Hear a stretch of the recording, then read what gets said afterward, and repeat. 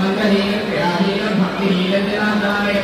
यादेन पुण्यपरस्मे my नित्यान सेनाय कर्माक्षराय वैयां तेजान सेनानां श्री कृष्ण अनुस्मरणं करम् श्री कृष्णाय नमः